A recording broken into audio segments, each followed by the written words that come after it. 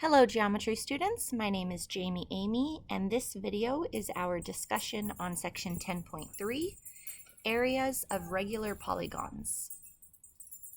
A regular polygon, as you guys already know, has all sides congruent, as well as all interior angles congruent. I'm just going to mark them off real quick, then I'm just going to delete them because it's already getting a little cluttered. So there are other parts about a regular polygon that you're going to want to know the terms of. It'll help us apply the formulas. The central angle, okay, that is one angle where the vertex is the center and each of the sides are radius. And this is a radius there. I like to think of putting a regular polygon inside of a circle and then just maximizing it out as large as it'll go. Once it stops, then you have the radius of the circle as well as the radius of the regular polygon that you put inside of there. Now here's one that you probably haven't heard before, or you may have not heard before. It is the apothem. You're going to want to remember this one. It starts at the center and it goes directly to the center of one of the sides, forming a perpendicular intersection. Okay, the apothem, lowercase a, is going to be used to find the area of regular polygons. You're gonna need to know what it is. It is the segment starting at the center, or one end point is the center, the other end point is the center of one side. Okay, so writing those out a bit nicer, the radius is the distance from the center to a vertex. The apothem is the perpendicular distance from the center to a side, and a central angle is an angle whose vertex is the center of the polygon. All right, let's practice. What is the measure of each numbered angle? All right, you learned last time how to find the measurements of these numbered angles here, and maybe a couple other tools, like for example, this is going to be half of this one, okay, so you might want to use that. Also, these add up to 180 degrees, you might want to use that. So go ahead and pause this video and try to find the measures of angles 1, 2, and 3. Welcome back, let's see how you did. If you came up with the measure of angle 1 being 72 degrees, nice job, you got it right. And that comes from 360 divided by the number of sides. And in this one, our number of sides is 5 because it is a pentagon. If you came up with angle 2 being 36 degrees, nice job, you got that right. And that is because the apothem bisects this angle here. So 72 bisected, so cut in half, is 36 degrees. And the last one for angle 3, if you came up with 54 degrees, you got it right. And that would be using the triangle angle sum theorem, in which all the interior angles of a triangle add up to 180 degrees. Okay, and those are going to be important skills, knowing how to find the measures of those angles. And it's all leading up to how to find the area of a regular polygon. The area of a regular polygon is half the product of the apothem and the perimeter. So it's really only dependent on two variables, apothem and perimeter. We multiply those together, we divide by 2, and we've got the area of our regular polygon. Let's look at that with a figure here. This is the apothem. We're going to use a lowercase a for that. The perimeter is the linear distance around the polygon. We're going to use a capital P for that. And so we will multiply together lowercase p and capital P, and then we'll divide that by 2, or multiply by 1/2. Remember, I was saying it's important to be case sensitive, just like when you're creating a password these days with your keyboard.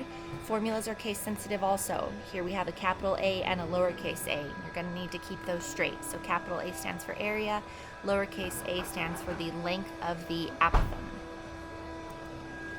All right, let's try one. Find the area of the regular decagon. Okay, this is a regular polygon, called more specifically a decagon. And so we can find the area by, applying the formula apothem times perimeter divided by 2. So we need lowercase a, apothem. Oh, we got it. It's right here. They gave it to us. That was nice. 12.3, and we need the perimeter. Now they didn't give us the perimeter, but they gave us everything we need to find the perimeter.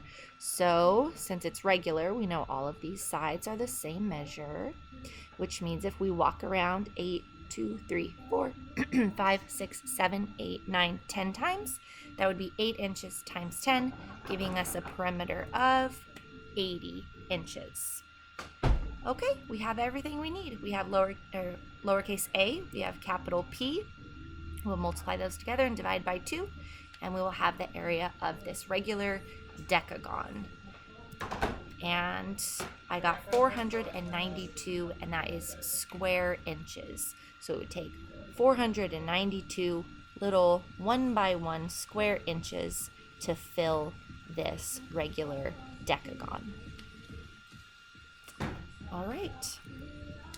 A honeycomb is made up of regular hexagonal cells. Those have 6 sides. The length of a side of a cell is 3 millimeters. Okay, length of a side of a cell, 3 millimeters. What is the area of one of the cells? Round to the nearest square millimeter. All right, let's zoom in on one of the cells. Just taking it from right here and just zooming in on it right there. And adding the information that was given to us. We have one side being 3 millimeters, so that is right there.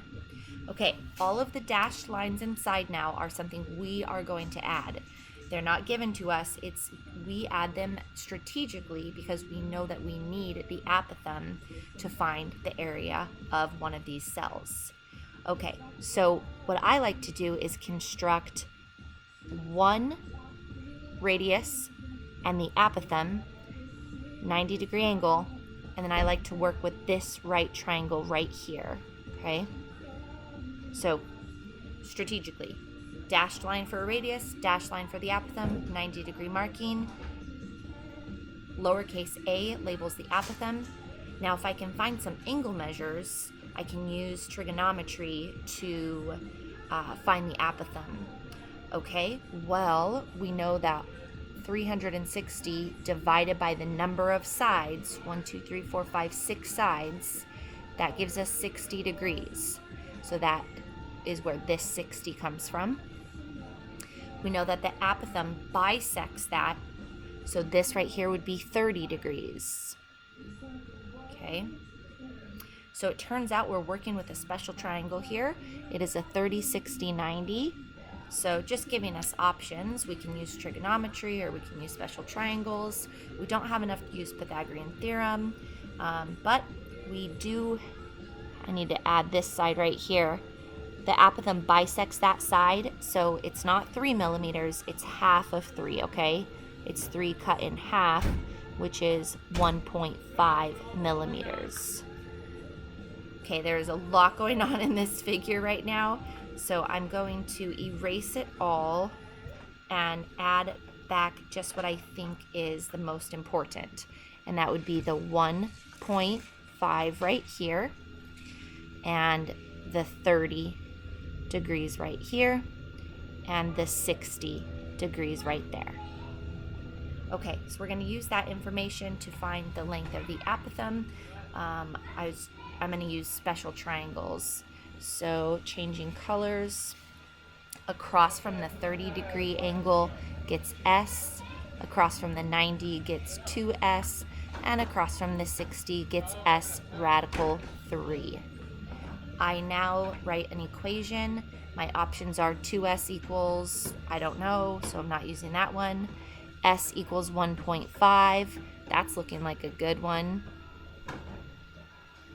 because it only has one unknown.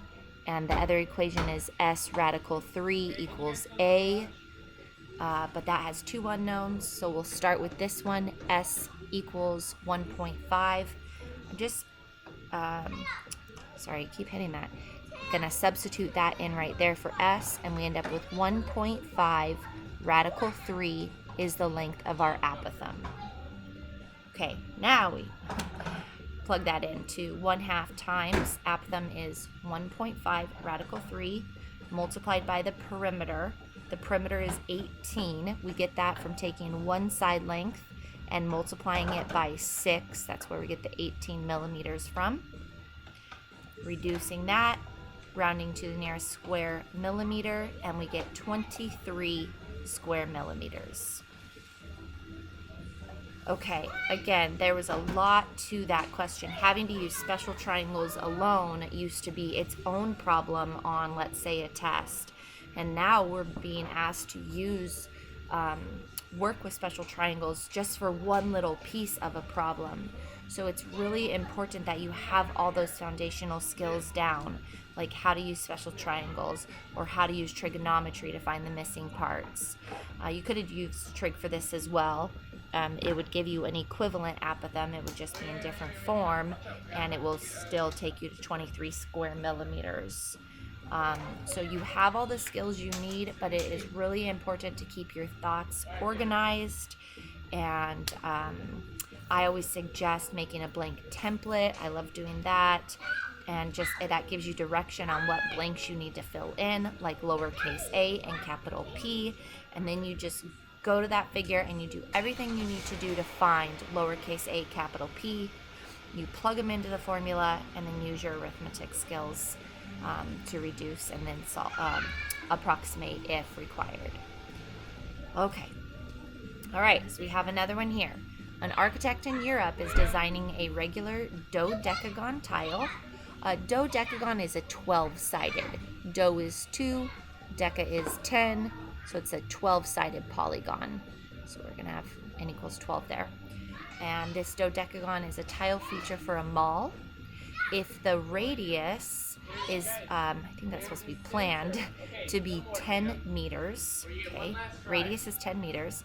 Find the area of the regular Dodecagon to the nearest 10th. Okay, so all we have is the radius, but that's all we need. I'm zooming in right here on just this blue triangle. Zooming in there. We have the radius is 10. And if we do 360 degrees divided by that 12, we get 30 degrees. So this angle right here is 30 degrees.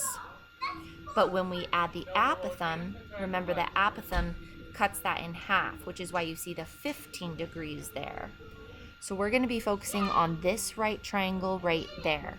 And you need to know how to come up with that 15. It's basically 360 divided by 12, gave us the 30 degrees, and then we cut that in half due to the apothem bisecting angle C right there. Okay, focusing on that right triangle, we have enough information to find the missing parts. And we're going to need to find two missing parts this time. We need to find the apothem of that right triangle, and we're going to need to find this distance right here, because that distance will then have to multiply it by 24 to get the perimeter of the dodecagon. Okay, so some work to do to find lowercase a and to find that missing side length there, lowercase x I'm using. Okay, so I'm switching to the next slide because we need more space. So we need the perimeter and the apothem of our regular dodecagon. So let's start with the apothem, measure CD, segment CD. Okay, so you see the cosine of 15 degrees is equal to the apothem divided by 10. And that comes from, I like to circle the angle measure that I'm going from for my trigonomic functions. And then I draw the two arrows, not three. I'm just drawing the two that I'm interested in at the moment. This one would be considered the adjacent side, and this right here is the hypotenuse. And then I ask myself, which trigonomic function deals with adjacent and hypotenuse? Adjacent and hypotenuse, the answer is cosine. And that is where we get the cosine of 15 degrees is equal to our apothem divided by 10. Okay, that's where we get that equation from. We now need to solve for the apothem. Just if you want to use a lowercase a instead of segment CD, that's fine. Okay, multiply both sides by 10. That gives us 10 cosine of 15 degrees is equal to our apothem. And if we type that in our calculator, that gives us approximately 9.7. All right, so we found one. Okay, remember our goal here is apothem times perimeter divided by 2. So we found 1 now. We found the apothem, 9.7. Now we just need to find the perimeter. Okay, so to find the perimeter, we're going to find this measurement right there, the measure of that length, and then we'll multiply it by 24. Reason being is multiplying it by 2 will get us one side length, like that right there, but then we have to multiply it by 12 because the dodecagon has 12 sides. So ultimately it's multiplying it by 2, then 12, which is the same as multiplying it by 24. All right, so let's find that side length. If I circle the 15 again, and I draw my 2 arrows, I'm talking opposite and hypotenuse this time. Opposite and hypotenuse. Which trigonomic function deals with opposite and hypotenuse? Oops. TOA, I spelled that wrong, T-O-A. If you said sine, you got it right. Opposite over hypotenuse, that is the sine function. Okay, so let's write our equation, and that would be sine of 15 degrees is equivalent to that little x right there. You can use x instead if you want, or segment dB over 10. Multiply both sides by 10, and then use your calculator. We get approximately 2.6. Okay, so we have to take that 2.6, we have to multiply it by 24, and that gives us 2.6 times 24, 62.4 is our perimeter. Okay, we have our apothem, we have our perimeter, we plug them in, we reduce, and we get approximately 302.6 square meters. That is a very big dodecagon. It's going inside the mall. Big feature point that architect is constructing. And using mathematics, that helps that architect to create that feature. All right, so we've done a couple examples together. You may not be able to do this one on your own yet, but soon you will. But let's give it a try anyways. If you think you're ready, go ahead and pause this video and find the area of this regular nonagon. Okay, that's 9-sided polygon, in which has 10 centimeter sides. And you've already got a little bit of it started here. I'll give you a hint. Focus on this right triangle. Find all the parts of it that you can. It's just some more hints. Start with this angle. Find that measure that angle. 360 divided by the number of sides. All right, pause this video and give it a shot. Welcome back. Let's see how you did. Focusing on that triangle, if you did 360 divided by 9, that is where the 20-degree angle comes from.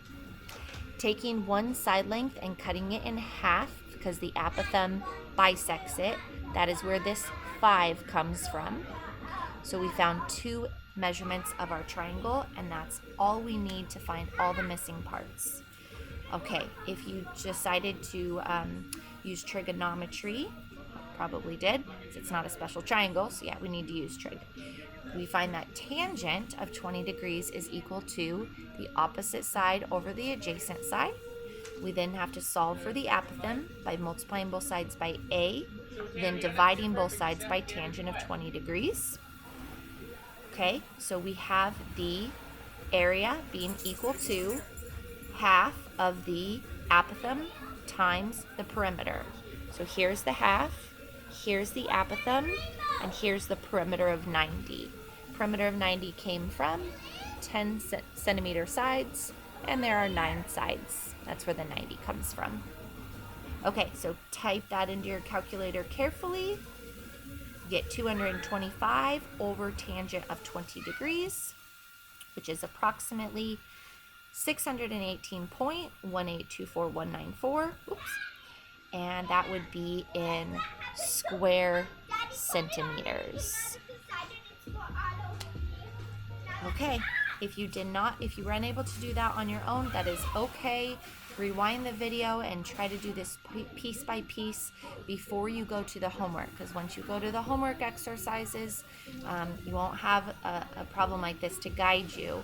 So make sure you can do this one at least on your own before you move to the homework ones. Hopefully that'll stop you from getting too frustrated or making small mistakes. Okay, that will end our discussion on section 10.3. My name is Jami Emigh. Thank you for joining me, and I will see you next time for our discussion on section 10.4.